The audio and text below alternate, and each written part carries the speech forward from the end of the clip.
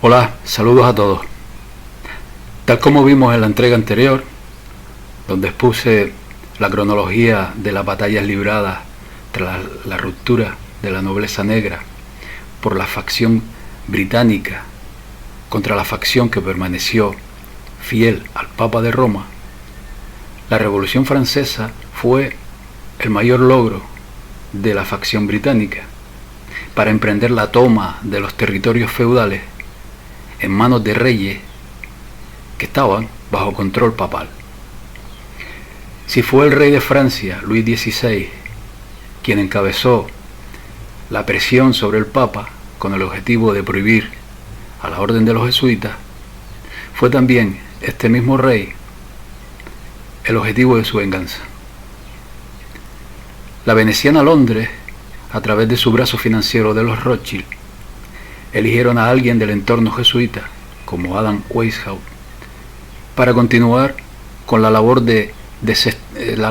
desestabilizadora que esta orden de Loyola venía acometiendo hasta su prohibición dentro de los feudos que permanecieron fieles al papado, y que fue la causa de su expulsión de la Iglesia, debido a la presión que estos reyes feudales ejercieron sobre el Papa Clemente XIV, que a regañadientes tomó la decisión que poco después le costó la vida.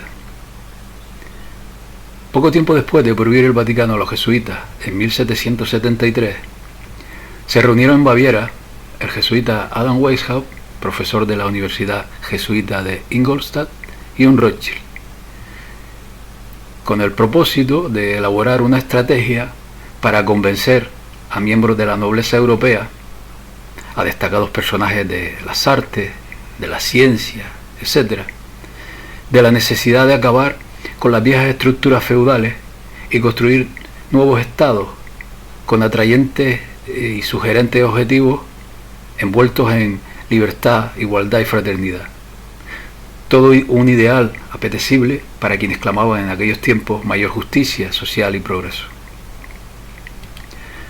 Los Illuminati emprendieron su tarea de captación con mucho éxito, logrando atraer a sus filas a personajes de gran relevancia en Europa. Se organizaron por células y grados, tal como lo hacen los jesuitas.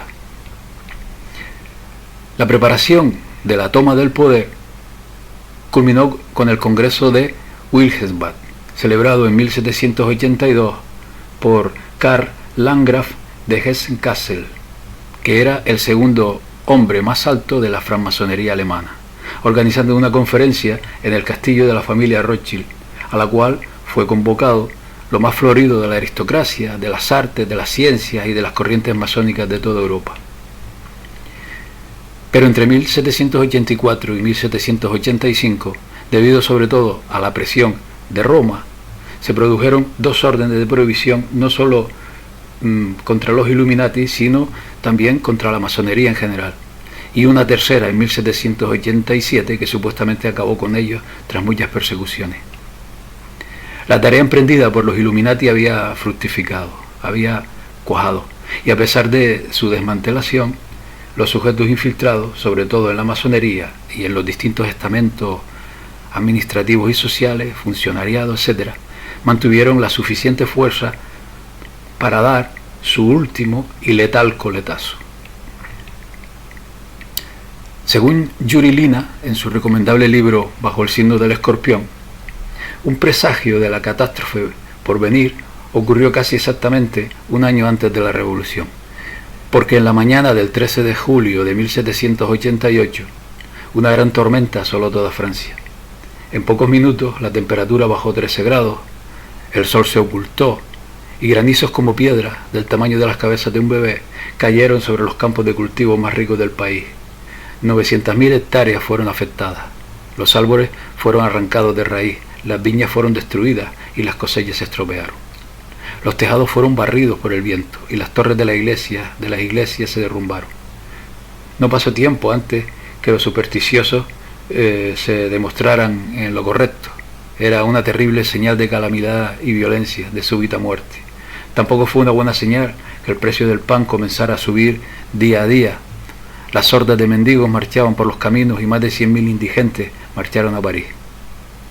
Otro mal agüero fue que el invierno de 1788-1789 en Francia fue sumamente severo. El puerto de Marsella se congeló por completo y todo el tráfico entre Dover y Calais se detuvo. Los molinos se congelaron y no podían moler el trigo, por lo cual la escasez de pan se puso en evidencia. Por esto, el populacho pudo ser incitado a sublevarse. Los alborotos siguieron a lo largo del invierno. El 1 de marzo de 1789, el teniente de 19 años, Napoleón Bonaparte, fue enviado a Dijon para aplastar un alboroto, pero se negó a tomar el lado del rey. Escogió entregarse a los revolucionarios. En este caldo de cultivo surgieron las consignas de la Revolución Francesa, liderada por falsos judíos sionistas que se mezclaban y lideraban a los jacobinos y a los sans-culottes, con un entorno mediático propicio para levantar de manera teledirigida a las masas.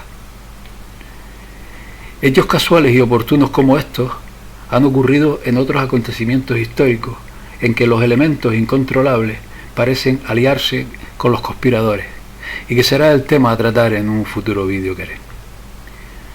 Los Illuminati fueron los auténticos autores de la Revolución Francesa.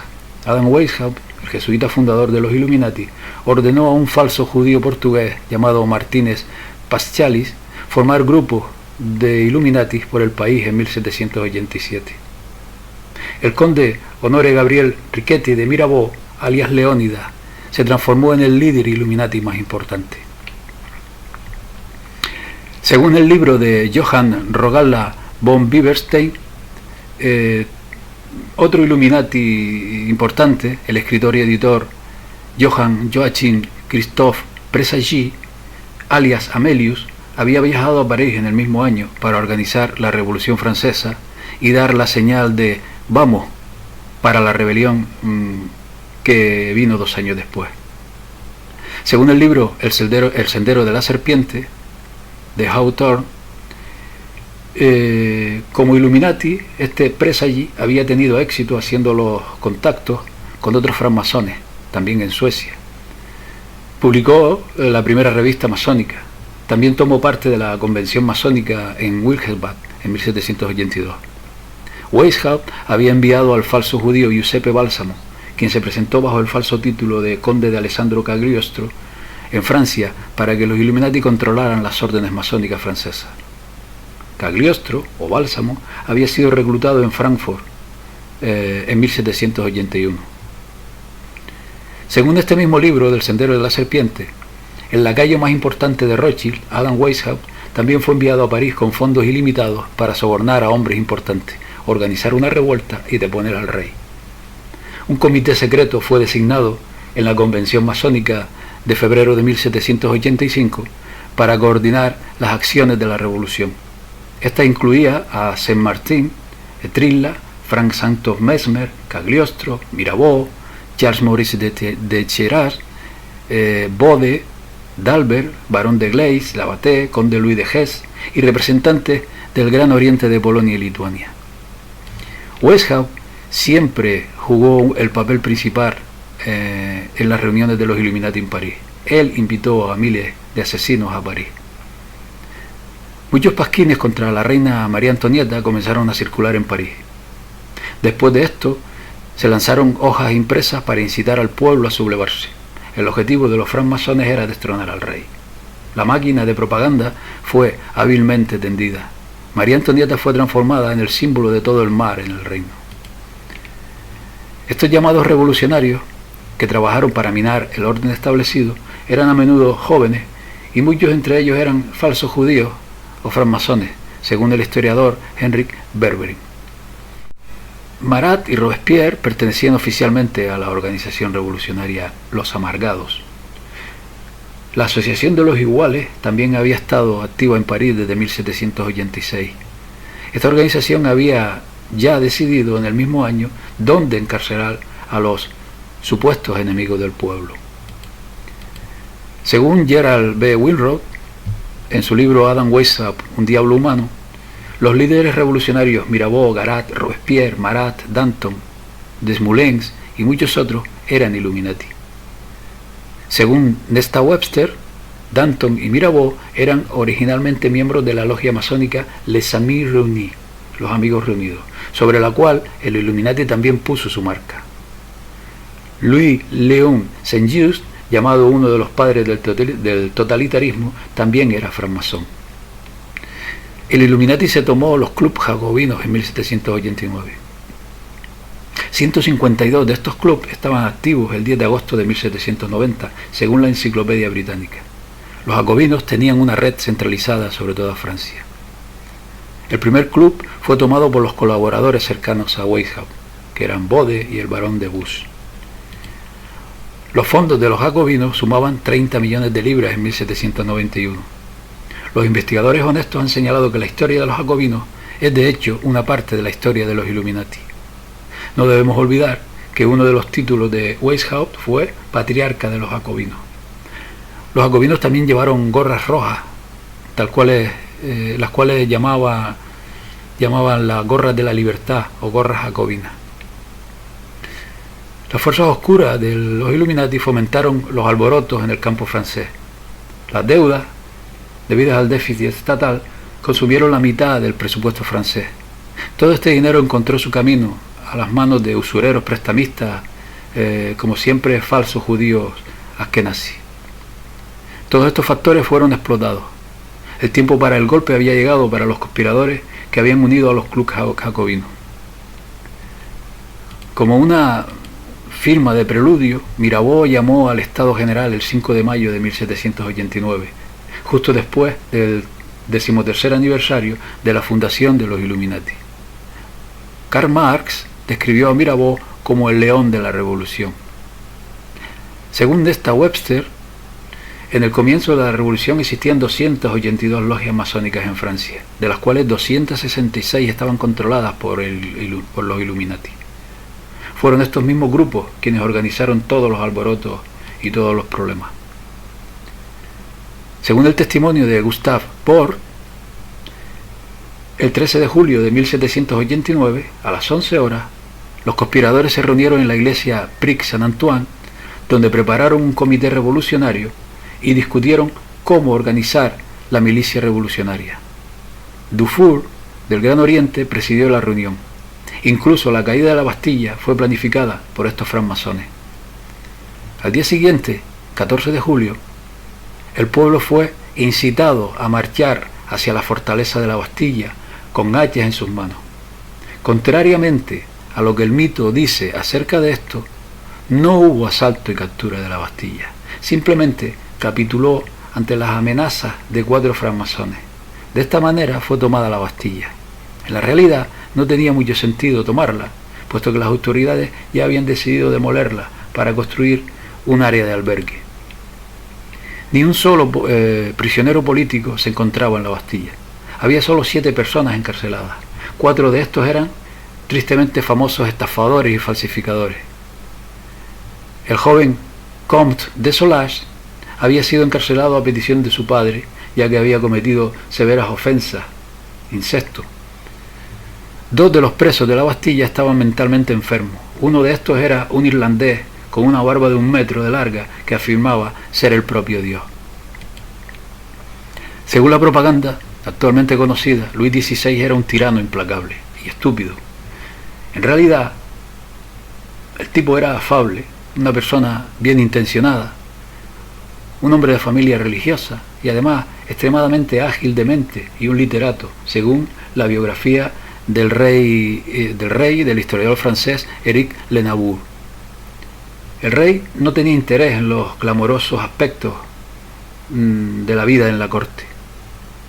Luis XVI tenía 16 años cuando se casó con María Antonieta, que tenía 14 años de edad.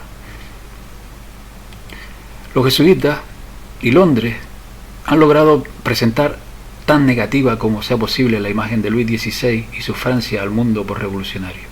No fue la extravagancia y el malgasto de la corte lo que causó el enorme déficit estatal, sino el apoyo de Francia a la revolución norteamericana. Los costos de la guerra contra Inglaterra fueron astronómicos. Luis XVI fue la primera cabeza de Estado del viejo mundo en reconocer esta nueva república. Luis XVI había reformado el sistema judicial, había abolido la tortura en 1788, humanizó las prisiones y desarrolló un servicio de salud. Pavimentó el camino a la caída de la monarquía a través de las constantes y pequeñas concesiones a los francmasones y a los Illuminati. La revolución no fue organizada en un país indigente, sino en una nación floreciente. Las exportaciones de Francia se habían multiplicado 10 veces durante el siglo. La industria y la agricultura habían hecho grandes adelantos. La red francesa, de más de 40.000 kilómetros de caminos empedrados, era admirada por un asombrado mundo. La propaganda para borrar las huellas de los jesuitas en la historia e inculpar así a otros no se hizo esperar. En 1791, el párroco francés Jacques François Lefranc, en su libro El velo destapado para los curiosos o los secretos revolucionarios de la ayuda francmasona, culpa para la historia a la masonería. El jesuita francés Agustín Barruel, en su libro Memorias para servir a la historia del jacobinismo, dejó para la historia la culpabilidad de la masonería y de paso de los judíos, sin mencionar para nada la implicación de su orden religiosa. Fue el erudito masón escocés John Robinson quien ha puesto el contrapunto en la historia con su obra Proof of a Conspiracy, señalando a los jesuitas infiltrándose en las logias francesas y detrás de la organización Illuminati. Las ideas iluministas y masonas de libertad, igualdad y fraternidad se expandieron por Alemania, Italia, España y otros países europeos.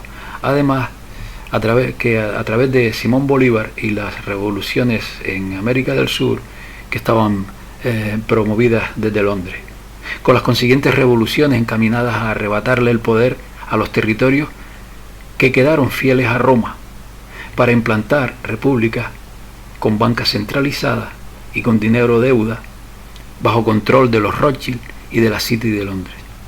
Así, de esta manera, la facción veneciana asentada en Londres fue ganando batallas hasta lograr su toma definitiva del Vaticano, tal como expuse en la entrega anterior, porque ellos saben que es allí, en el Vaticano, donde se custodian los documentos que le confieren al neoemperador romano, bajo disfraz religioso, todos los poderes sobre la tierra.